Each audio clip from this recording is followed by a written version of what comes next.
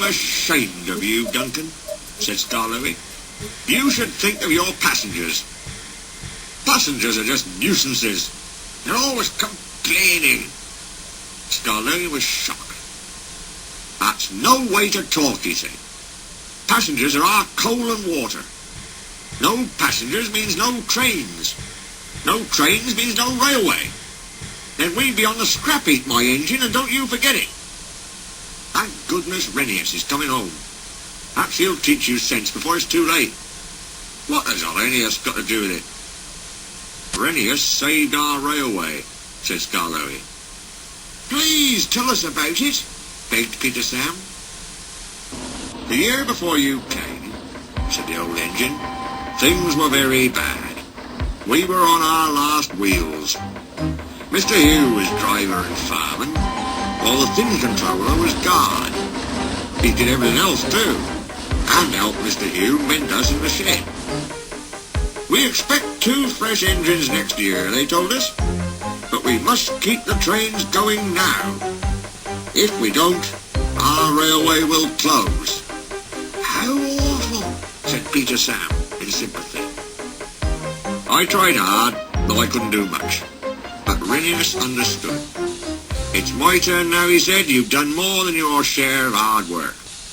He was often short of steam, but he always tried to struggle to a station and rest there. That, said Skarloey earnestly, is most important with passengers. Sure, exclaimed Duncan. Passengers, Skarloey continued, don't mind stopping at stations. They can get out and walk about. That's what stations are for. But they get very cross if we stop at wrong places, like viaducts. Then they say we're a bad railway and never come back. I remember Rheneas stopping in a wrong place once, said Skarloey. He couldn't help it, but he made up for it afterwards. That afternoon he had damp rails and a full train. There were passengers even in Beatrice, the guard's man. His wheels slipped dreadfully on the steep bit after the first station, but they gripped at last. The worst's over, he thought. Now we're away. Come along, he sang to the coaches. Come along. Oh, I've got cramp, he groaned. He stopped, unable to move, on the loneliest part of the line. The thin controller and Mr. Hugh examined him carefully. The passengers watched and waited.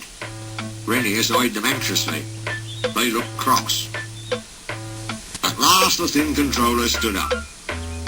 Your valve gear on one side had jammed, he said.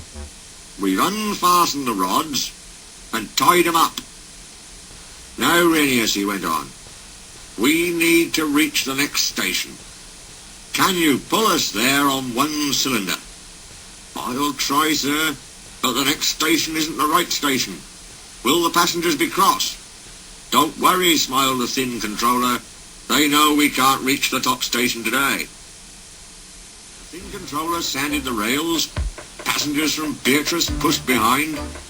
Mr. Hugh gently eased out the regulator. The train jerked and began to move. I'll do it.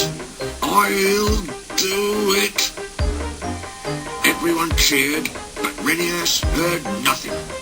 The thin controller's relying on me. If I fail, the railway will close. It mustn't. I'll get there or burst. Everything blurred. He was too tired to move another yard. But he did. And another, and another, and another. Till I got there at last, he sighed with relief. It's proud of you I am indeed, said Mr. Hugh. All Rheneas remembered about the journey down was having to go on going on. At the big station, the passengers thanked him. We expected a long walk, they said, but you brought us home. We'll come again and bring our friends. You're a gallant little engine, said the thin controller. When you're rested, we'll mend you ready for tomorrow. Was Rheneas always ready for tomorrow? Always, smiled Skarloey.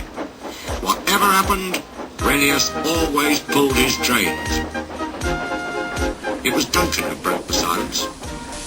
Thank you for telling us about Rheneas, he said. I was wrong. Passengers are important after all. All the little engines were at the wharf on the day that Rheneas came home. Some of the Fat Controller's engines were there too. Edward pushed Rheneas's truck to the siding, and Skarloey pulled him neatly to his own rails. This was the signal for a chorus of whistles from engines large and small. You never heard such a noise in all your life.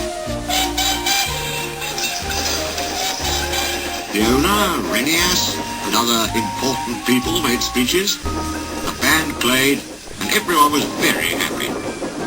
But Rheneas was happiest of all in his own place that night, next to his friend Skarloey. Oh, this helps a little engine to feel, he said. And at last, he has really come